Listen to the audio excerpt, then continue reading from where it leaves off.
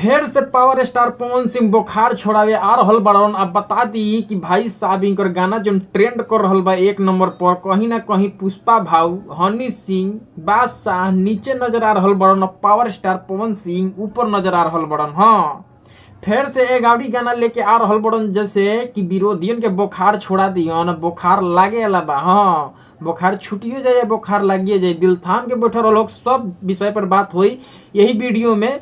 नमस्ते प्रणाम, हम गोलू बाबू फायर स्टार चैनल पर आपका स्वागत है। हमारे चैनल पर नया बड़ा लोग तो सब्सक्राइब कर लिया लोग, एगो लाइक कर दो लोग, ताकि हमनी के मोटिवेशन बनत रहे, तरह के और भी अपडेट और जानकारी लेके आ सकी। तो फिलहाल पड़ाव के तरफ बढ़ल जाओ और देखल जाओ कि पावर स्टार पवन सिंह के काल रात के एगो गाना शूटिंग हो चुकल बा, जोन की टाइटल तो अभी नहीं पता लगल, लेकिन बतावल जा रहल बा कि भाई साहब टॉप लेवल के गाना बा और कहीं ना कहीं बहुत बड़ा गाना होखे वाला बा। हाँ, अब बता the power star Pawan Singh के बर्थडे भी नजदीक आ चुकल बा। 1 महीना रह गइल बा। फिलहाल आज से 1 महीना रह गइल बा इनका बर्थडे के। वही 5 जनवरी को उनका बर्थडे आता है और उस दिन पर कहीं ना कहीं बॉलीवुड स्टारों के साथ पावर स्टार पवन सिंह गाना लाते हैं, चाहे बर्थडे सरप्राइज देते हैं, चाहे ऐसा काम करते हैं कि भाई साहब मतलब कि हर तरीके से देखल जाए तो कुछ ऐसा लेवल से बर्थडे पर काम करलन कि लोग चर्चा के विषय पावर स्टार पवन सिंह के बारे में करे लगला। अब फिलहाल ये चीज रह गई बा कि चलेगा पवन तो रोकेगा कौन। अब भाई साहब अब कमर कस चुके हैं पावर स्टार पवन सिंह कि इस बार हम ही बजेंगे, हर तरफ हम ही नजर आने वाले हैं। और पावर स्टार पवन सिंह एक से एक बढ़ के गाना लावे के तैयारी कर रहल बड़न। अभी फिलहाल रात में शूटिंग भइल गाना की, आ फिर थोड़ा सा प्रियांशु सिंह के माध्यम से पता लागल कि भाई ये गाना नेक्स्ट लेवल का है, जो कि ये भी गाना आएगा तो लग रहा है कि दिलों पर लोगों का राज करेगा। जैसे अपना राजा जी के दिलवा अहो राजा, ये सब राज करता दिल पर लोगों के। या जेने देखल जाओ लगन में इहे चीज बोझ रहल बा, पावर स्टार पवन सिंह ही बोझ रहल बड़न। आ फिर से कमर कस चुकल बड़न कि अब कि केहू ना बाजी तो चलेगा पवन तो रोकेगा कौन।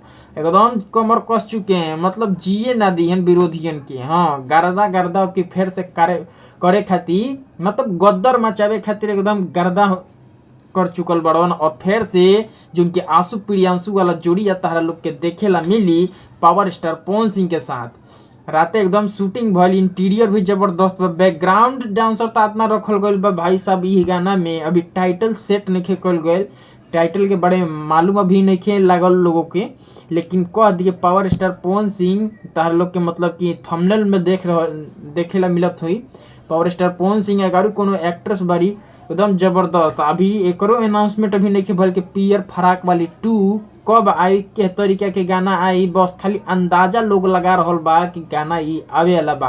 तो वाकई पावर स्टार पवन सिंह अलग ही एक, मतलब कि इनकर 2-4-5 दिन गैप करके लिए बोलन, लेकिन गाना लिया बोलन तो वो नेक्स्ट लेवल के गाना होकला कि लोग के दिल पर राज करे लगला। कहीं ना कहीं ये प्रचंड तरीके से वायरल भी होके लगला। हाँ, रोज रोज गाना दिला से कोनो फायदा तो बाने, लेकिन पावर स्टार पवन सिंह जे तरीके के गाना लिया बोलन नेक्स्ट लेवल के, कहीं ना कहीं वो गाना के वाकई काबिल तारीफ बा। और वीडियो क्वालिटी देख ले लोग तो भाई साहब कहबा कि वाह, मतलब कि गाना होना चाहिए तब पावर स्टार पवन सिंह के जैसा होना चाहिए। और इस तरीके से बहुत सारा चर्चा के विषय बन रहल बा। और देखे वाला बात बा कि ट्रेंडिंग सेक्शन में सभी जना नीचे नजर आ रहल बा, power star Pawan Singh top लेवल पर नजर आ रहल बा, कहीं ना कहीं वर्ल्ड के ग्राउंड लेवल पर बज रहल बा पावर स्टार पवन सिंह।